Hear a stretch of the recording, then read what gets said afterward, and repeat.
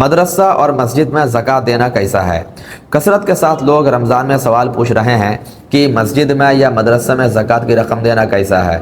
तो लीजिए नाज़रीन, आज मैं आपकी खिदमत में इस मसले को क्लियर कर दूं ताकि आप भी अच्छे तरीके से समझ जाएं।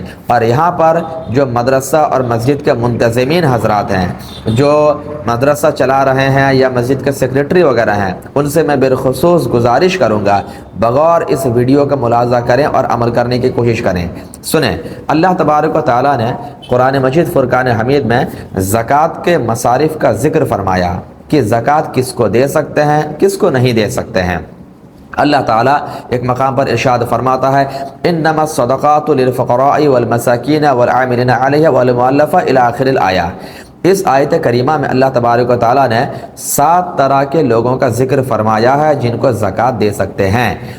तो उनमें सबसे पहले नंबर पर मसाकिन का ज़िक्र आता है, यानी मिस्कीन, फ़कीरों का ज़िक्र आता है, यानी फ़कीर लोग। इसी तरीके से जो मुसाफिर रास्ते में बेसहारा हो गया, उसके पास कोई साजो सामान घर तक पहुंचने का है नहीं, उसको भी दे सकते हैं। इसी तरह से ऐसा कर्ज़ में डूबा हुआ इंसान कि जिसको कर्ज़ अदा करने का कोई सबील, कोई रास्ता ना हो, ऐसा आदमी, उसको भी दिया जा सकता है। तो इस तरीके से 7 तरह के लोगों का ज़िक्र कुरान पाक में आया है, लेकिन वहाँ पर मदरसा और मस्जिद का कोई ज़िक्र नहीं आया है। तो अब रही बात ये कि जब मदरसा मस्जिद का ज़िक्र नहीं है तो अब वहाँ पर ज़कात दे सकते हैं कि नहीं। तो देखें, इस चीज़ को समझें कि मदरसा और मस्जिद में डायरेक्टली ज़कात का पैसा नहीं लगा सकते। इसको अच्छे से समझें, डायरेक्टली ज़कात का पैसा नहीं लगा सकते हैं। तो अब कैसे लगाना चाहिए, उसकी सूरत यह है कि मदरसा चूँकि एक ऐसी जगह होती है जहाँ पर बच्चे पढ़ते हैं, पढ़ने के बाद आलिम दीन बनते हैं, हाफिज़ कुरान बनते हैं, मुफ्ती दीन बनते हैं। तो अगर मदरसा ना चले तो हमें इमाम नहीं मिलेगा, हमें ख़तीब नहीं मिलेगा, हमें पढ़ाने वाले मुदर्रिसीन नहीं मिलेंगे, तो बहुत बड़ी परेशानी पैदा हो जाएगी। तो इसका मतलब ये हुआ कि मदारिस का चलाना, मदारिस का होना हमारे लिए बहुत ही ज़रूरी है। और ऐसी जब ज़रूरत है तो मदारिस को चलाने के लिए शरीयत ने यहाँ पर इजाज़त दी है कि ज़कात का पैसा हीला शरई करके मदरसा में लगाया जाए। हीला शरई के बाद डायरेक्टली अगरचे मदरसा में दिया नहीं जा सकता है, लेकिन इनडायरेक्टली देना ज़रूरी हो गया है, क्योंकि नहीं देंगे तो मदारिस बंद हो जाएंगे, और मदारिस बंद होंगे तो ना इमाम मिलेगा, ना ख़तीब मिलेगा, ना मुदर्रिस मिलेंगे।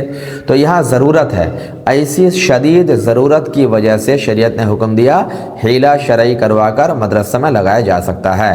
रही बात मस्जिद की, तो एक बात ध्यान से सुने, ज़कात क्या है। ज़कात एक तरह से माल की मैल है, मैल कुचैल है, क्योंकि ज़कात का मतलब ही होता है माल को साफ़ करने का सामान।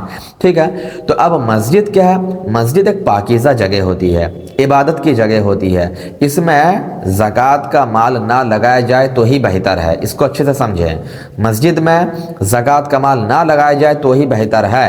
गांव वालों की जिम्मेदारी यह है कि गांव वाले अपने पाकीज़ा माल में से मस्जिद तामीर करें, मस्जिद का ख़र्चा मेंटेनेंस करें, इमाम की तनख्वाह वगैरह पे करें।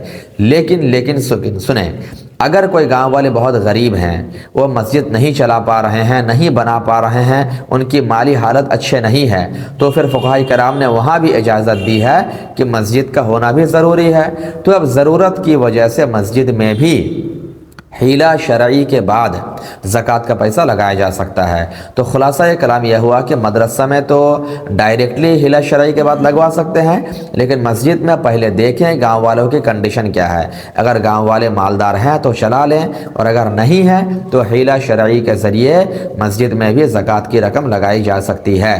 तो यहाँ पर मस्जिद और मदरसा चलाने वालों की बहुत बड़ी जिम्मेदारी बन जाती है कि ज़कात का पैसा जब उनके पास आए पहले हीला शरई करवाएँ। बहुत सारे सेक्रेटरी और सदर वगैरह क्या करते हैं, इस चीज़ को समझते नहीं हैं। रमज़ान में जो भी कलेक्शन आया फट से उठा करके मदरसे में लगा दिया, मस्जिद में लगा दिया। नहीं, बहुत बड़े गुनाह के भागीदार हो जाएंगे ये लोग। तो ऐसा बिल्कुल भी नहीं करना है, बल्कि उनको ये करना है कि पहले हीला शरई करवा लें, उसके बाद मदरसा में लगाएं, मस्जिद में लगाएं, ताकि जायज़ हो जाए। अब हीला शरई कैसे करवाएंगे, इसका तरीका यह होता है कि सारा अमाउंट जो मदरसा के लिए, मस्जिद के लिए कलेक्शन किया गया, उसको किसी गरीब मिस्कीन को मालिक पहले बना दिया जाए। फिर मालिक बनाने के बाद وہ آدمی اپنے خوشی اور اختیار سے لوٹا کر کہے گا کہ میں یہ پیسہ مدرسہ میں دے رہا ہوں یا مسجد میں دے رہا ہوں، تو اس طریقے سے پھر وہ پیسہ مدرسہ اور مسجد میں لگایا جا سکتا ہے۔ لیکن بغیر حیلہ شرعی کے اگر لگائیں گے تو لگانے والے سارے کے سارے لوگ سخت گناہ کبیرہ کے مرتکب ہوں گے اور ان کو اللہ کی بارگاہ میں جواب بھی دینا پڑے گا۔ تو میں سمجھتا ہوں یہ پورا مسئلہ آپ نے کلیئرلی سمجھ لیا۔ تو آپ سے گزارش ہے کہ اگر آپ نے سمجھ لیا تو اس ویڈیو کو دوسرے بھائیوں تک ضرور پہنچائیں، اور خاص کر کے مدرسہ مسجد کے سیکریٹری ہوں یا جو ان کے ذمہ داران ہوں ان تک ضرور پہنچائیں تاکہ اس پر وہ لوگ عمل کر سکیں۔ اللہ پاک سب کو صحت و سلامتی عطا فرمائے۔ السلام علیکم ورحمۃ اللہ۔